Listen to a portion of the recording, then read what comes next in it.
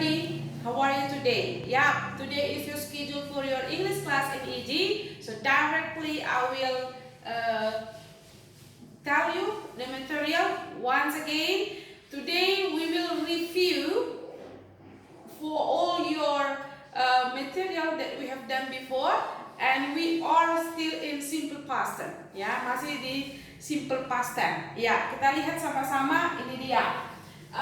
Feel plus adjective. Feel plus adjective, bahasa Indonesianya feel apa? Merasa.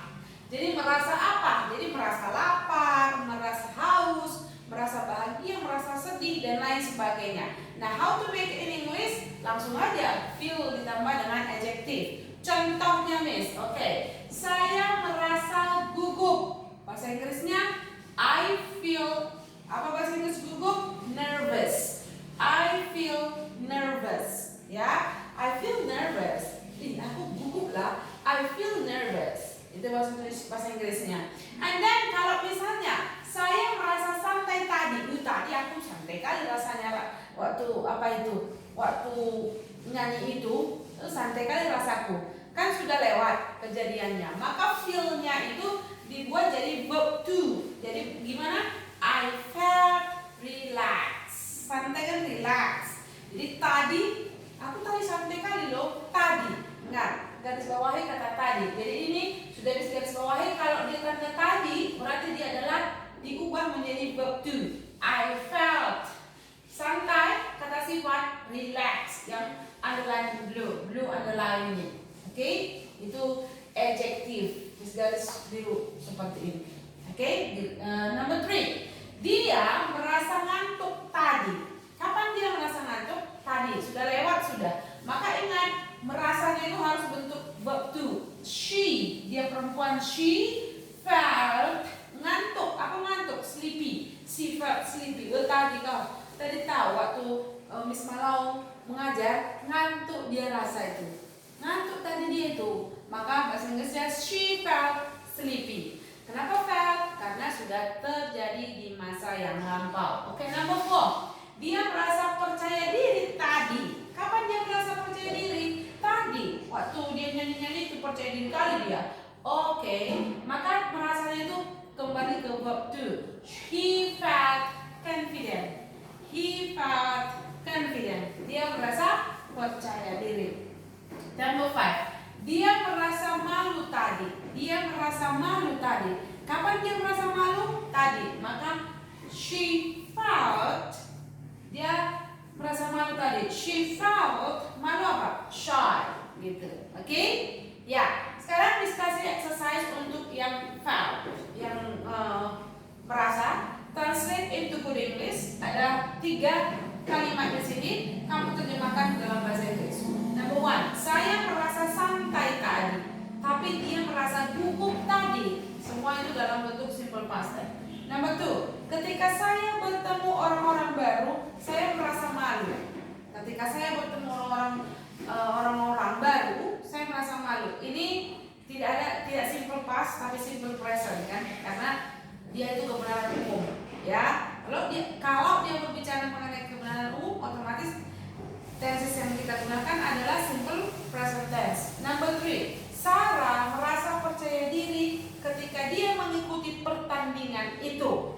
Oke, kejadiannya sudah lewat, maka tentu dalam simple past tense. Oke, Miss bantu ya. Lalu kamu praktekkan gimana cara membahasa Inggriskannya. Kamu tulis di catatan kamu, lalu kamu kirim sama Miss Malau. Oke, still in simple past tense, masih dalam bentuk simple past tense. Miss buat di sini. Miss tulis di sini cerita dalam bahasa Indonesia, sebuah cerita dalam bahasa Indonesia, lalu cerita tersebut kamu terjemahkan ke dalam bahasa Inggris. Ingat, once again, translate the story into good English. Use simple past tense. Gunakanlah simple past tense ya di dalam cerita ini. Ya, kenapa? Di simple past tense karena kejadiannya sudah kejadian yang lewat. Coba kita simak sama-sama.